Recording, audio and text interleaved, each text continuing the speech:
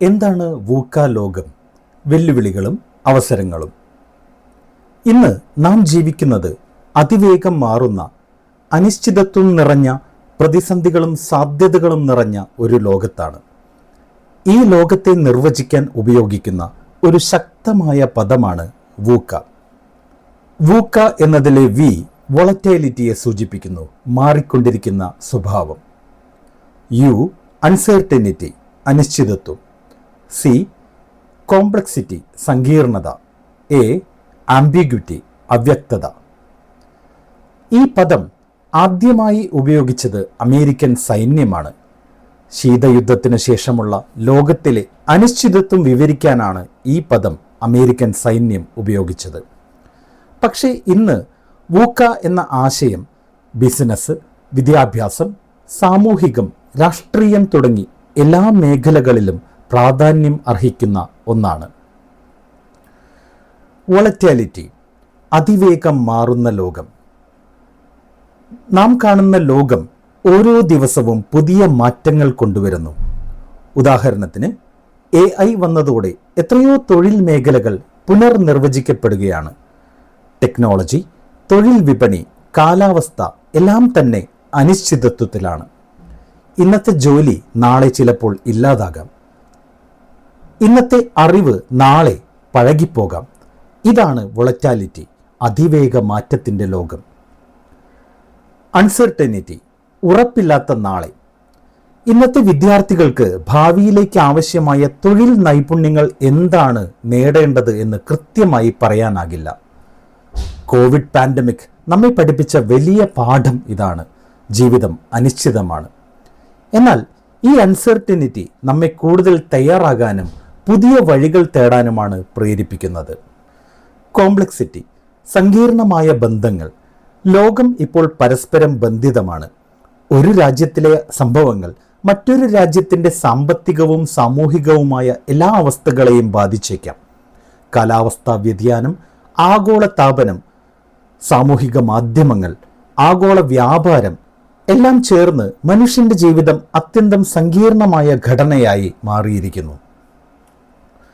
Ambiguity, വ്യക്തതയില്ലാത്ത സ്ഥിതികൾ. നമുക്ക് ലഭിക്കുന്ന വിവരങ്ങൾ എപ്പോഴും വ്യക്തമായതല്ല. വ്യാജ വാർത്തകൾ, സോഷ്യൽ മീഡിയ മാനിപ്പുലേഷൻ, പകുതി സത്യങ്ങൾ എല്ലാം ചേർന്ന് സങ്കീർണമായ അവ്യക്തത സൃഷ്ടിക്കുന്നു. ഏതാണ് ശരി, ഏതാണ് തെറ്റ് എന്നറിയാതെ തീരുമാനമെടുക്കേണ്ട സാഹചര്യങ്ങൾ നമുക്ക് നിരന്തരം നേരിടേണ്ടി വരുന്നു. എങ്ങനെയാണ് വൂക്ക ലോകത്തെ നാം അതിജീവിക്കേണ്ടത്? സത്യത്തിൽ വൂക്ക ലോകമെന്നത് നമ്മെ നവീകരണത്തിനും ചിന്താശേഷിക്കും പ്രേരിപ്പിക്കുന്ന ഒരു മുന്നറിയിപ്പാണ്. വോളറ്റാലിറ്റിയെ നേരിടാൻ നമുക്ക് വിഷൻ വേണം, ദീർഘവീക്ഷണം.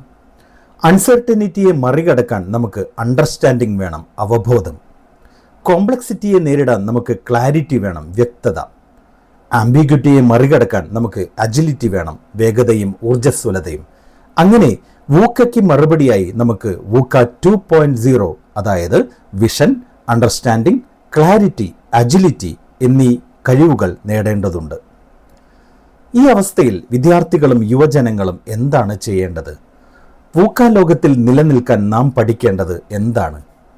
1. ചിന്താശേഷിയോടെ തീരുമാനങ്ങൾ എടുക്കുക. 2. ഡിജിറ്റൽ സാക്ഷരത കൈവരിക്കുക. 3.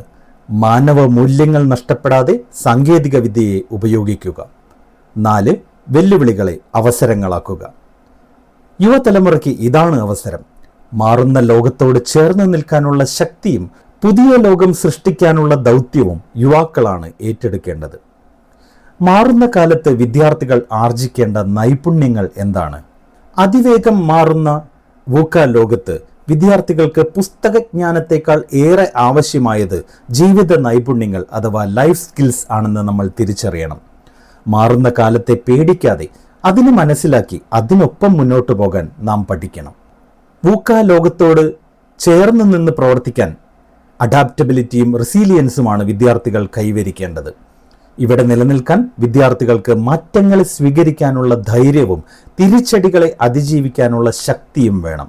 എന്തൊക്കെ നൈപുണ്യങ്ങളാണ് യുവാക്കൾ നേടേണ്ടത്? ഡിജിറ്റൽ ലിറ്ററസി, ഡിജിറ്റൽ നൈപുണ്യം. കാലത്തിൻ്റെ ഹൃദയം സാങ്കേതിക വിദ്യയാണ്. കോഡിംഗ്, ഡാറ്റ അനാലിസിസ്, ഓൺലൈൻ സുരക്ഷ, ഡിജിറ്റൽ എത്തിക്സ് ഇവയെല്ലാം പഠിക്കുന്നതിലൂടെ വിദ്യാർത്ഥികൾക്ക് ഈ നൂറ്റാണ്ടിൽ മുൻതൂക്കം ലഭിക്കും. സൃഷ്ടിപരമായ ചിന്ത, ക്രിയേറ്റീവ് തിങ്കിങ്. ചോദ്യങ്ങൾക്ക് ഉത്തരം നൽകുന്ന വിദ്യാർത്ഥികളല്ല, പുതിയ ചോദ്യങ്ങൾ നിർമ്മിക്കുകയും പുതിയ ആശയങ്ങൾ കണ്ടെത്തുകയും ചെയ്യുന്ന വിദ്യാർത്ഥികളാണ് ഭാവി നിർമ്മിക്കുക. സാങ്കേതിക വിദ്യയോടൊപ്പം ഇമാജിനേഷൻ എന്നത് തന്നെ പുതിയ നൈപുണ്യമാണ് എന്ന് നമ്മൾ ഓർക്കണം. കമ്മ്യൂണിക്കേഷൻ ആൻഡ് കൊളാബറേഷൻ, സംവേദനവും കൂട്ടായ്മയും. മാറുന്ന ലോകത്ത് ഒരാൾക്ക് ഒറ്റയ്ക്ക് മുന്നേറാൻ കഴിയില്ല. ഫലപ്രദമായി ആശയവിനിമയം നടത്താനും സംഘമായി പ്രവർത്തിക്കാനും വിദ്യാർത്ഥികൾ പഠിക്കണം. ഗ്രൂപ്പ് പ്രോജക്റ്റുകൾ, ചർച്ചകൾ, സോഷ്യൽ സർവീസ് എല്ലാം പുതിയ നൈപുണ്യങ്ങളാണ്. പ്രശ്നപരിഹാരശേഷി, problem solving and critical thinking. ഗൂഗിളിനോ ചാറ്റ് ജിപിടിക്കോ മറുപടി നൽകാൻ സാധിക്കാത്ത നിരവധി പ്രശ്നങ്ങൾ ജീവിതത്തിൽ അഭിമുഖീകരിക്കേണ്ടതായി വരും. ഇതെല്ലാം പരിഹരിക്കാൻ വിദ്യാർത്ഥികൾക്ക് വിമർശനാത്മക ചിന്താശേഷിയും പ്രശ്നപരിഹാരശേഷിയും നൈപുണ്യമായി നേടേണ്ടി വരും. മനുഷ്യസ്നേഹവും മാനവ മൂല്യങ്ങളും, എംപതി ആൻഡ് എത്തിക്സ്. ടെക്നോളജി വളരുമ്പോൾ മനുഷ്യത്വം ചുരുങ്ങിപ്പോകരുത്. ദയ, സഹാനുഭൂതി, സത്യസന്ധത പോലുള്ള മൂല്യങ്ങൾ വിദ്യാർത്ഥികൾ ജീവിതത്തിലുടനീളം കരുതണം. മനുഷ്യ സമൂഹത്തെ നയിക്കുന്നവരാകാൻ ആദ്യം മനുഷ്യത്വം നിലനിർത്തണം. പാരിസ്ഥിതിക ബോധം, എൻവയോൺമെന്റൽ അവയർനെസ്. കാലാവസ്ഥാ മാറ്റം, മലിനീകരണം, വനനശീകരണം ഇവയെല്ലാം നേരിടാൻ വിദ്യാർത്ഥികൾക്ക് സസ്റ്റൈനബിൾ ലിവിംഗ്, സുസ്ഥിര ജീവിതം എന്ന ബോധം ഉണ്ടായിരിക്കണം. ഭൂമിയെ സംരക്ഷിക്കുന്നത് നമ്മുടെ ഭാവിയെ സംരക്ഷിക്കുന്നതാണ് എന്ന തിരിച്ചറിവ് നമുക്ക് വേണം.